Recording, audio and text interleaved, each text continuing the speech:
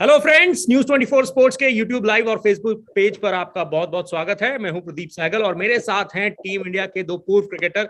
एक तरफ हैं पूर्व सिलेक्टर और पूर्व क्रिकेटर रहे शरणदीप सिंह जी, आपका बहुत बहुत स्वागत है हमारे शो में। इसके साथ ही साथ वीआरवी सिंह भी हमारे साथ जुड़े हैं, टीम इंडिया के पूर्व तेज गेंदबाज रहे हैं, रफ्तार के सौदागर रहे हैं। तो आप दोनों का हमारे शो में बहुत बहुत स्वागत है। और पाजी, जिस तरीके से हमने देखा, अब आईपीएल की चार टीमें, जो प्लेऑफ की चार टीमें हैं, वो डिसाइड हो चुकी हैं। जिस तरीके से हमने देखा, कल मुंबई बाहर हो गया, केकेआर की टीम जो है वो प्लेऑफ में पहुंचने वाली चौथी टीम बनी। आपको क्या लगता है, इन चार टीमों में से सबसे ज्यादा दमदार कौन सी टीम है और बाकी टीमों की खामियां क्या दिखती हैं? देखिए, दमदार चारों हैं। चारों प्लेयर्स में पहुंची थे, चारों अच्छी टीम है। जब केकेआर की बात करें तो पिछले सारे अपने मैचेस जीत के एक अच्छे कॉम्बिनेशन के साथ ऊपर आई हैं। बैटिंग बॉलिंग दोनों ही उनकी अच्छी तरह क्लिक कर रही है और डीसी नंबर वन टीम पे है। वो है, कल भी उन्होंने देखो 160 रन पे भी एक अच्छी फाइट दी है। ऐसा नहीं है कि दिल्ली कैपिटल्स हम जो कहते हैं कि सबसे स्ट्रॉन्ग टीम है, कल उन्होंने दिखाया भी। हालांकि मैच हारे बट इतना आसानी से नहीं उन्होंने चीजें को करने दिया। तो ये एक खासियत है डीसी में। बाकी टीमों की अगर बात करें, चेन्नई सुपर किंग्स की, तो लगातार दो तीन मैच हारते आ रहे हैं। फास्ट बॉलिंग उनकी क्लिक नहीं कर रही है। हमें दीपक चहर बहुत ज्यादा ऑर्डिनरी लग रहे हैं। हेजलवुड भी उतना अच्छा नहीं प्रदर्शन कर पा रहे हैं। एक रविंद्र जडेजा पे सारी गेम रह जाती, या तो फिर उनकी गेम अब जो सिर्फ उनके बल्लेबाज हैं ऋतुराज गायकवाड़ और आपके फैफ डु प्लेसिस, अगर वो दोनों नहीं चलते तो फिर चेन्नई सुपर किंग्स को बहुत बड़ी मुश्किल खड़ी होती है, क्योंकि मिडल ऑर्डर तो आपका बिल्कुल भी नहीं चल रहा। तो थिंक इनको थोड़ा सा ध्यान देना पड़ेगा और आरसीबी को भी अपनी तेज गेंदबाजी पे थोड़ा सा और ध्यान देना पड़ेगा, क्योंकि ये भी सिर्फ अपनी आरसीबी भी अपनी बैटिंग पे ही जीत रही है। ऊपर की मिडल ऑर्डर में कंसिस्टेंटली जितना अच्छा ग्लेन मैक्सवेल कर रहे हैं, लाइक काबिले तारीफ है, उन्होंने टीम को पकड़ रखा है। और फिर वो एबी डिविलियर्स की, कल सोचा था कि ऊपर भेजेंगे, जैसे हम बात कर रहे थे, भेजा भी और उतना अच्छा प्रदर्शन फिर नहीं कर पाए। बट केएस भरत, उस लड़के की तारीफ करना चाहूंगा। डे वन से जैसे ही दुबई में आके उसने खेलना शुरू किया, कंसिस्टेंटली उसने रन बनाए हर मैच में, 25, 30, 35, 40। जैसे जैसे कॉन्फिडेंस आता गया, तो कल जो उसने 78 रन की पारी खेली ना, बाद जो उसने आरसीबी को जिताया, काबिले तारीफ उस लड़के की। बिल्कुल, यहां पर तारीफ करनी चाहिए केएस भरत की। और ये भी बता दे दर्शकों को कि आरसीबी की तरफ से आईपीएल के इस सीजन में नंबर 3 पर आकर ये पहली हाफ सेंचुरी थी जो किसी खिलाड़ी ने बनाई है। क्योंकि जिस तरीके से हमने देखा था कि काफी सारे खिलाड़ियों को ट्राई किया गया था लेकिन रन नहीं बना पा रहे थे। लेकिन वीआरवी सिंह जी, जिस तरीके से हम देख रहे हैं कि अब ये जो आईपीएल है अपने लास्ट दौर में जो है आने वाला है और अब चार टीमों के बीच घमासान देखने को मिलेगा। लेकिन जिस तरीके से यहाँ पर आरसीबी की टीम ने कल जीत दर्ज की है, क्या ये कॉन्फिडेंस देगी प्लेऑफ में जाने से पहले, बड़े मुकाबलों में जाने से पहले? देखिए, क्यों नहीं, बिल्कुल जरूर देखिए। देखिए, जो लास्ट बॉल पर आप मैच जीतते हैं और देखिए एस पर जैसे नौजवान खिलाड़ी आकर मैच जिताते हैं, आपको इतनी बढ़िया इनिंग खेलते हैं, तो डेफिनेटली कहीं ना कहीं टीम का जो सा मोराल होता है काफी हाई हो जाता है। क्योंकि देखिए, ये जो जीत है, ये सबसे बढ़िया टीम के विरुद्ध है, दिल्ली के विरुद्ध, जो दिल्ली सबसे अच्छी टीम लगी थी अभी तक आईपीएल में। और देखिए साथ में विराट को भी देखिए, विराट को भी कल कॉन्फिडेंस आया, जैसे जैसे भारत ने स्कोर किया। साथ में मैक्सवेल देखिए, जैसे इनिंग खेल रहे हैं, पूरा उन्होंने लेके चले हुए मिडिल ऑर्डर को, साथ ही साथ हर मैच में कंट्रीब्यूशन कर रहे हैं। और देखिए जिस तरीके से वो लास्ट ओवर तक गेम गए और वहां पर विकेट थ्रो नहीं की, वो सेंसिबली खेले, क्योंकि उन्हें पता था कि लास्ट ओवर में उन्होंने बैक किया। फिर उनके देखते तो कितना बढ़िया लगा कि उन्होंने भरत को ही बैक किया, उन्हें मैक्सिमम स्ट्राइक दी लास्ट के कुछ ओवरों में। तो देखिए ये जो सी एक क्षमता दिखी है उनके पिछले कुछ मैचेस में, उनकी बल्लेबाजी में, आरसीबी की स्पेशली। अब दर्द पडिक्कल, चाहे विराट कोहली पर टीम निर्भर नहीं, उनके पास अब भरत भी फॉर्म में है, मैक्सवेल तो फॉर्म में है ही है। पर और मैं साथ साथ बोलूंगा, अगर डिविलियर डिलीवर करना शुरू कर दें तो मेरे ख्याल से इनकी बैटिंग लाइनअप और मजबूत हो जाएगी। पर कल काफी बढ़िया लगा, जैसे शरणदीप भाई जी ने बोला, केएस भरत ऐसी इनिंग काफी समय बाद देखी नौजवान खिलाड़ी से, और जिस तरीके से वो एंड तक डटे रहे, और देखिए विकेट थ्रो नहीं की। और लास्ट में देखिए एक एक उन्होंने सिर्फ वाइट बॉल किया, वेश खान ने, कितना अंतर बढ़ जाता है। तो देखिए उसका उन्होंने किस तरीके से, हाँ साथ भी होता है, किस्मत का साथ भी काफी बड़ा होता है, पर जिस तरीके से उन्होंने नर्व्स को होल्ड किया। देखिए हम हमेशा की बात करते हैं, तरनजीत जी करते हैं, मैं भी बोलता हूँ, ये सारी चीज आपकी मेंटल स्ट्रेंथ की। आप जितना प्रेशर को होल्ड कर सकते हैं, जितना बढ़िया तरीके से आप ऑब्जर्व कर सकते हैं, उस तरीके से देखिए कल खेल के दिखाया केएस भरत ने। और काफी बढ़िया लगा कि कल कोई नौजवान खिलाड़ी ने स्टेप अप किया। और उससे क्या होता है कि साथ ही साथ टीम कॉम्बिनेशन बढ़िया होता है। पर साथ ही साथ ये बोलूंगा, कल कहीं ना कहीं मेरे को मोहम्मद सिराज की भी थोड़ी फॉर्म वापस आती दिखी। हालांकि विकेट नहीं मिल रही, तो दो विकेट जरूर मिली, तो उनको और बढ़िया प्रदर्शन करना चाहिए। हल्का सा उन्होंने यॉर्कर बहुत बढ़िया स्टीक लगाए, बढ़िया लेंथ पर लगाए, तो मेरे ख्याल से वो थोड़ा सा प्लस पॉइंट एक वो भी था उनकी बॉलिंग साइड से। तो जिसकी उन्होंने लास्ट के 5 ओवर में काफी हद तक रोक के रखा था डीसी को। तो जिस तरह का डीसी को स्टार्ट मिला था वैसा एंड नहीं हुआ, उसे मोहम्मद सिराज की जो उनसे कफायती ओवर थे एंड में बहुत बढ़िया डाले। तो काफी अच्छा लगा, कल कल की बहुत बढ़िया मैच हुआ और फाइटिंग मैच हुआ। बिल्कुल डेथ ओवर्स में आरसीबी ने इस मैच को वापस खींचा। लेकिन सरनदीप पाजी, अब ये दौर है जब 4 जो है अहम टीमें, वो टीमें जो दमदार प्रदर्शन कर रही थी वो पहुंच चुकी हैं, और अंतिम 4 में आना, अब यहां से मुकाबले जो है और ज्यादा दिलचस्प होने वाले हैं। लेकिन मैं आपसे जानना चाहूंगा कि कुछ टीमें ऐसी हैं जिनको बड़े मुकाबले खेलने की आदत है, जैसे चेन्नई सुपर किंग्स हो गई, आप देखिए 3 बार की चैंपियन भी है। वहीं आरसीबी की टीम जो है वो 3 बार फाइनल्स में खेली है, भले ही हार गई है। लेकिन दिल्ली कैपिटल्स की टीम ऐसी टीम है जो मजबूत तो नजर आ रही है, लेकिन बड़े मुकाबलों में कई बार ये देखा जाता है कि ये टीम जो है अपनी नर्व्स को कंट्रोल नहीं कर पाती, जैसा अभी वीआरवी पाजी कह रहे थे। तो इसका कितना इंपैक्ट पड़ता है कि आपको बड़े मुकाबले खेलने की आदत है? देखिए, वो जो हम वो पुरानी बात हम कर रहे हैं कि हाँ भी फाइनल्स में आके कभी कभी उतना अच्छा प्रदर्शन नहीं कर पाए। जैसे लास्ट सीजन की बात करें तो जो लास्ट फाइनल हारी है, तो मुझे समझ आता है कि वहां पे जो यंग खिलाड़ी थे वो थोड़ा अग्रेसिवली खेल रहे थे, समझ से नहीं खेल रहे थे, ठीक है। तो अब जो क्या है कि वो वही टीम जो है ग्रूम हो चुकी है। 2 साल से बेस्ट ये है कि लड़के चेंज नहीं हुए, वो सेम बैच खेल रहा है। डीसी के साथ प्रॉब्लम क्या रहती थी कि हर एक साल में एक नई बड़ी बाइंग, अगले साल वो सेल आउट कर देना, फिर एक नए लड़के, फिर एक नए लड़के, तो हर बार नए नए लड़के रहते थे। अब आप इन लड़कों को देखिए 2-3 साल से सेम बैच खेल रहा है, सेम बैच खेल रहा है, इसलिए अब वो नंबर 1 पे दिख रही है, और दिख भी रही है कि कंसिस्टेंटली और डिसिप्लिन के साथ खेल रही है। उनमें से कोई आपको ऐसा प्लेयर नहीं दिखेगा कि जो ऐसे ही गया और सिर्फ चला के मार के आउट हो गया।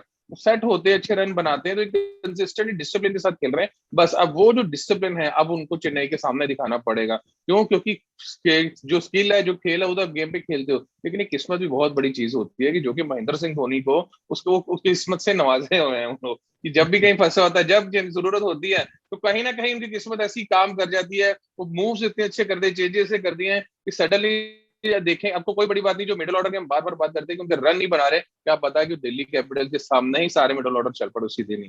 तो ये दिन के ऊपर बात होती है। उस दिन के ऊपर अगर आप प्रेशर को हैंडल करना चाहिए, बस अगर आपने प्रेशर को हैंडल किया, नर्व्स को कंट्रोल रखा और बिल्कुल रिलैक्स कूल माइंड से जैसे नॉर्मल क्रिकेट खेलते हैं वैसे खेलने को, एक अच्छी क्रिकेट खेलने को देखेंगे, तो दिल्ली कैपिटल्स इस मैच को बड़े ही आसानी से जीत सकती है।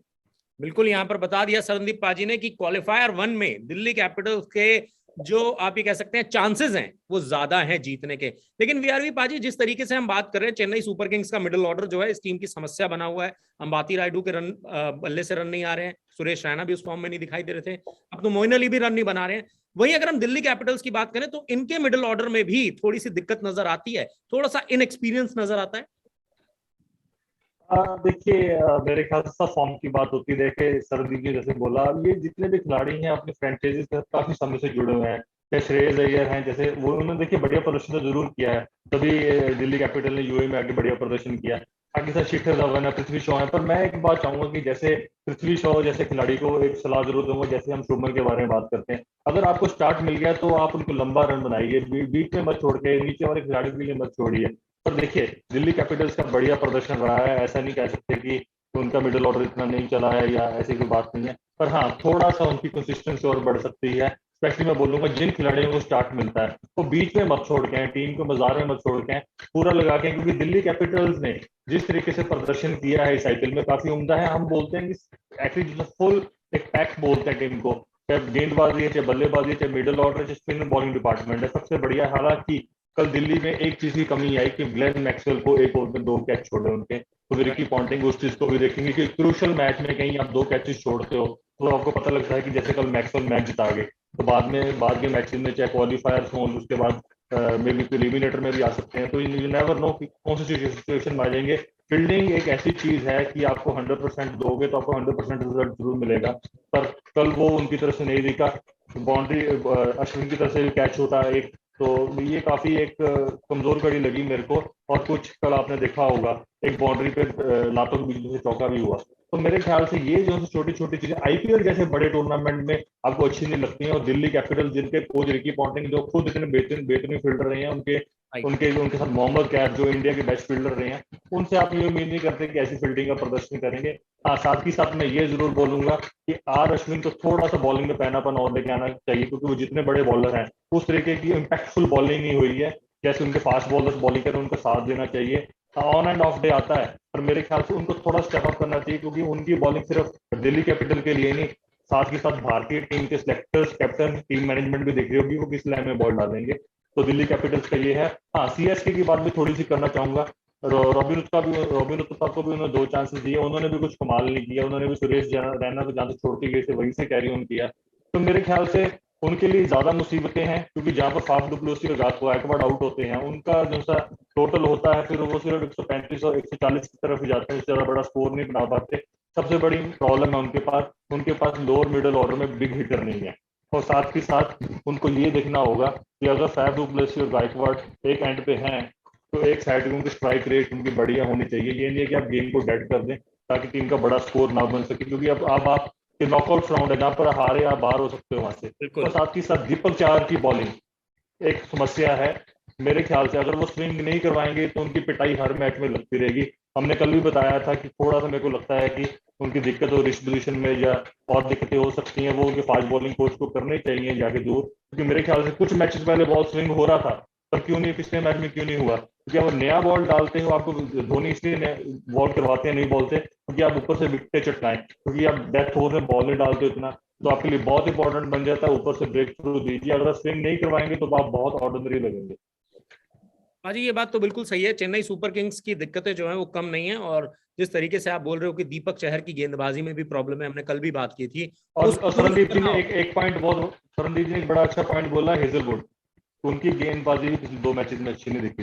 राइट, बिल्कुल। और दोनों आप देखेंगे तो केकेआर ने 190 रनों का जो टारगेट है वो 17.5-18 ओवर में चेस कर दिया था चेन्नई के खिलाफ। और जिस तरीके से राहुल ने बैटिंग की पिछले मैच में, तो ये दिखा रहा है कि कहीं ना कहीं गेंदबाजी में प्रॉब्लम है। बल्लेबाज तो बोर्ड पर रन लगा देते हैं किसी तरीके से, चाहे ओपनर फाफ डु प्लेसिस चल जाए, ऋतुराज गायकवाड चल जाए, या नीचे आके रविंद्र जडेजा चल जाए, लेकिन अगर गेंदबाज अच्छा प्रदर्शन नहीं करेंगे तो आप 200 रन बनाकर भी हार सकते हैं। पाजी, मैं आपसे ही पूछना चाहूंगा सरनदीप पाजी, जिस तरीके से हमने देखा है कि अभी बात कर रहे थे रॉबिन उथप्पा की, रन नहीं बना पाए हैं। अब बड़े मैच के बड़े प्लेयर हैं सुरेश रैना, क्या प्लेऑफ्स में उनकी वापसी होनी चाहिए? हालांकि इंजरी भी है, इंजरी पे भी ये देखना होगा कि क्या वो ठीक हुए हैं पूरी तरह से या नहीं हुए। नहीं, देखिए वापसी आप तब करवाएंगे कि अगर वो रन बना रहे हो, आपको पता है कि बड़ा बहुत अहम है टीम के लिए, फिर समझ आती है। जब आप रन ही नहीं बना रहे, उनका फिटनेस भी इशू है काफी, फील्डिंग में उतने क्विक नहीं है, गेंदबाजी भी नहीं कर रहे हैं, तो फिर अंदर आके करेंगे क्या वो 11 में आके? तो एटलीस्ट रॉबिन उथप्पा से ये उम्मीद है कि फील्डिंग अच्छी करेंगे, फिट है। रन नहीं बन रहे, रन तो कभी भी बन सकते हैं। और ऐसा नहीं कोई बड़ा डोमेस्टिक खिलाड़ी बाहर बैठा हो जिसे आप सडनली सेमीफाइनल में मिले, क्वालिफायर्स में उतार दें, वो मुश्किल होता है। आई थिंक रॉबिन उथप्पा के साथ ही जाना चाहिए, क्योंकि अब वो 2 मैच से खेल रहा है तो थोड़ा लय आ जाता है। एक मैच प्रैक्टिस भी उसको मिल चुकी होती है।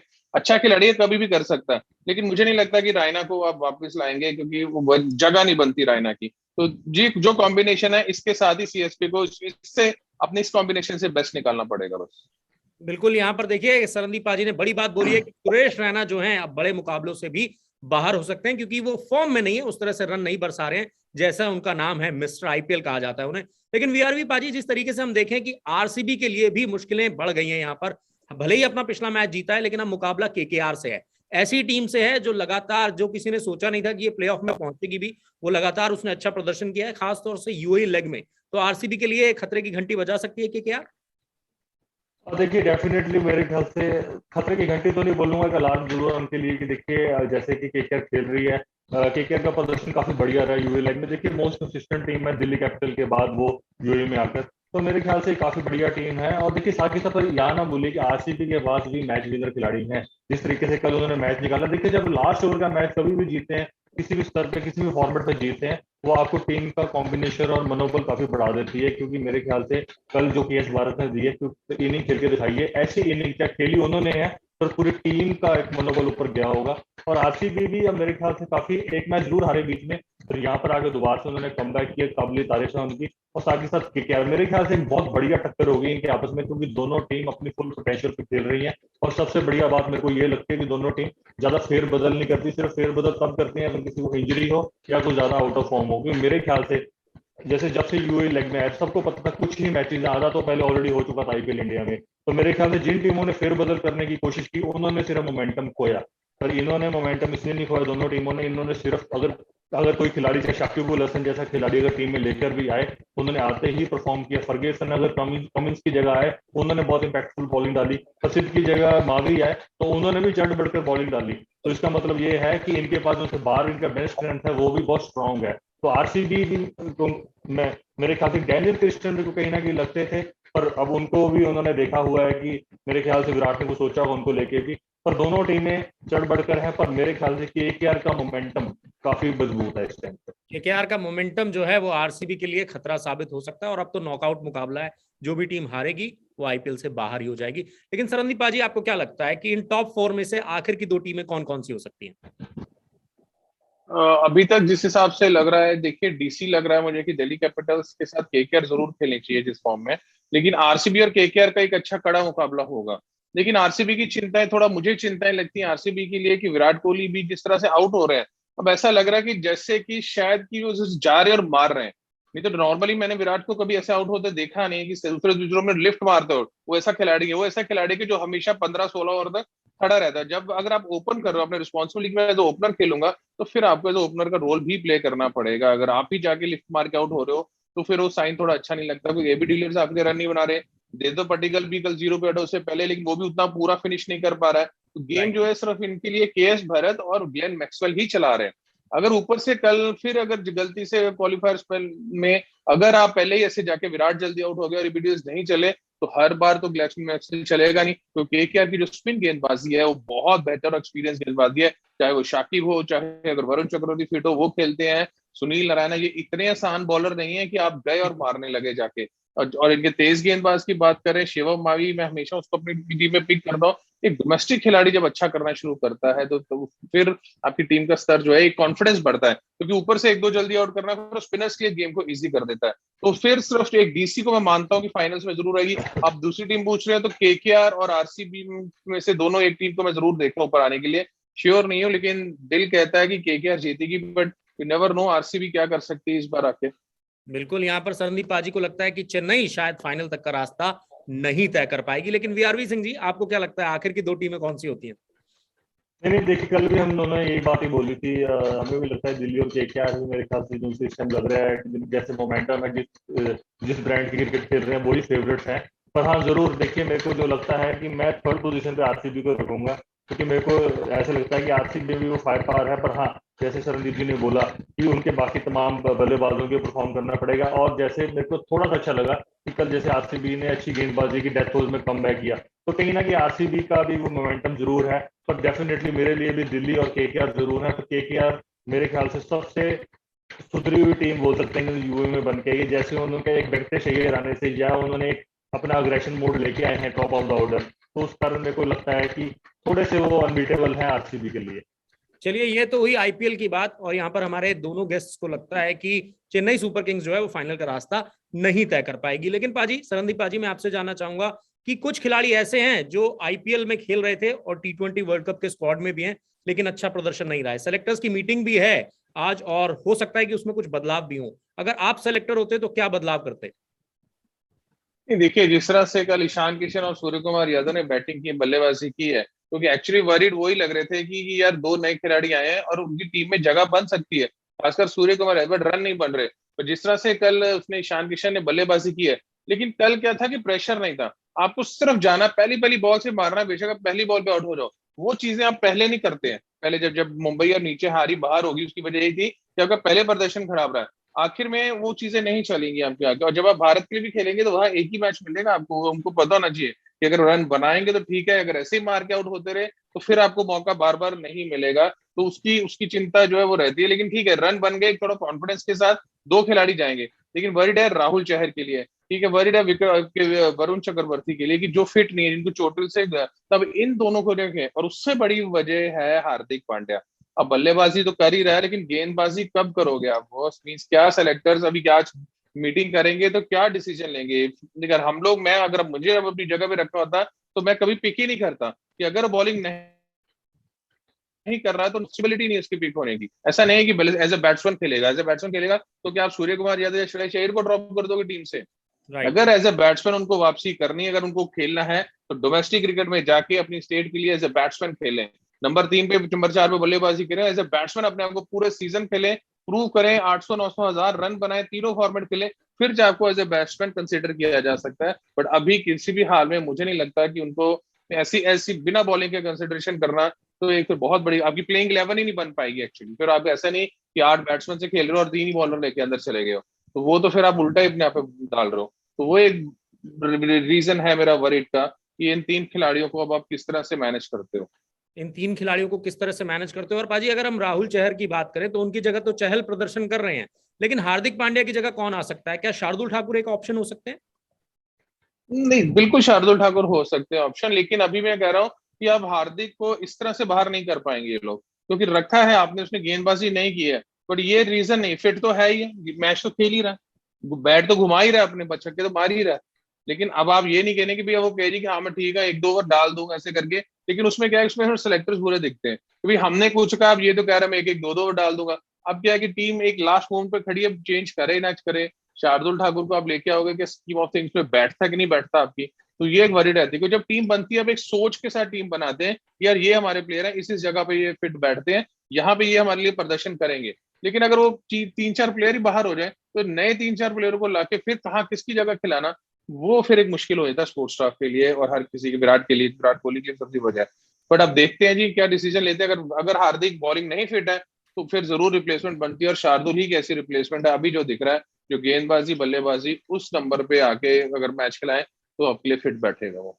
तो चलिए, यहाँ पर संदीप सिंह जी का मानना है अगर बदलाव होते हैं तो हार्दिक पांड्या की जगह शार्दुल ठाकुर को टीम में शामिल किया जा सकता है। लेकिन वीआरवी सिंह जी, आप भी एक तेज गेंदबाज रहे हैं और हार्दिक पांड्या एक मीडियम पेसर है।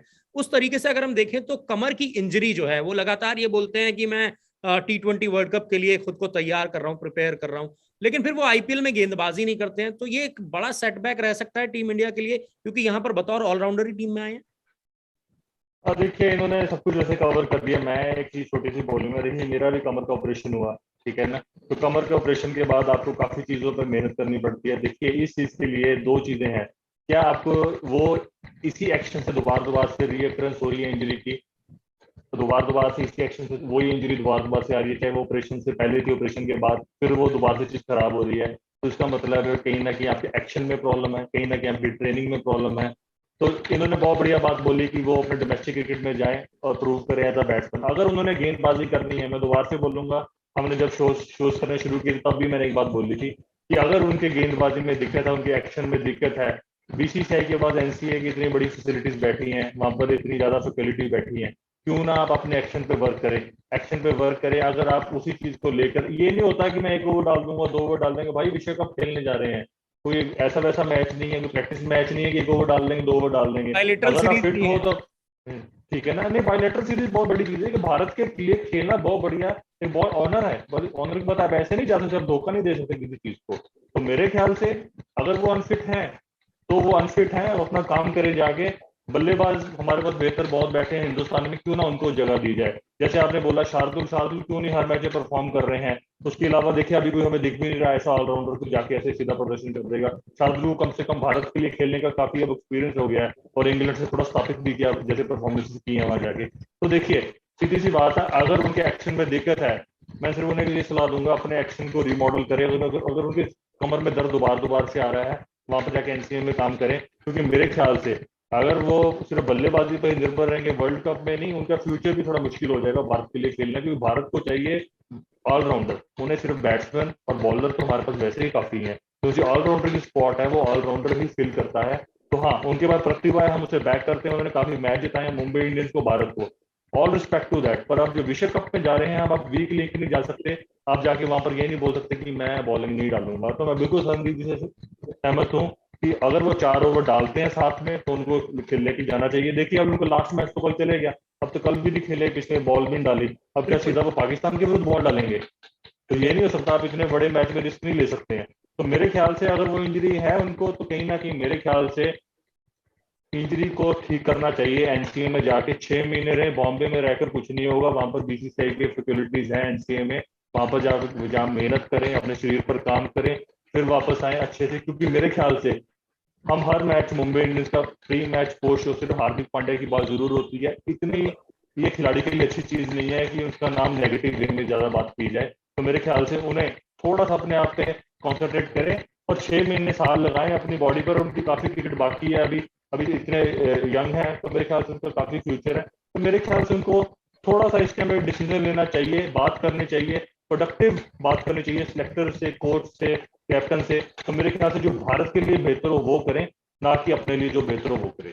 बिल्कुल बिल्कुल, ये देखिए हमारे दोनों एक्सपर्ट्स का यही मानना है कि अगर हार्दिक पांड्या बतौर ऑलराउंडर खेलते हैं तो टीम इंडिया की वर्ल्ड कप स्क्वाड में उनकी जगह बनती है, अदरवाइज बतौर बल्लेबाज तो उनकी जगह नहीं बनती हुई नजर आ रही है। इसके साथ ही साथ हमारे दोनों एक्सपर्ट्स ने आपको यह भी बताया कि आईपीएल की वो दो फाइनल कौन सी टीमें हो सकती हैं जो आपको इस बार खिताबी मुकाबले में आमने सामने दिखाई देंगी। आप दोनों का हमारे साथ जुड़ने के लिए बहुत बहुत शुक्रिया और सभी दर्शकों का भी हमारे साथ जुड़ने के लिए बहुत बहुत शुक्रिया। फिलहाल इस लाइव में इतना ही। हम तीनों को दीजिए इजाजत। अपना ख्याल रखिएगा। Bye bye.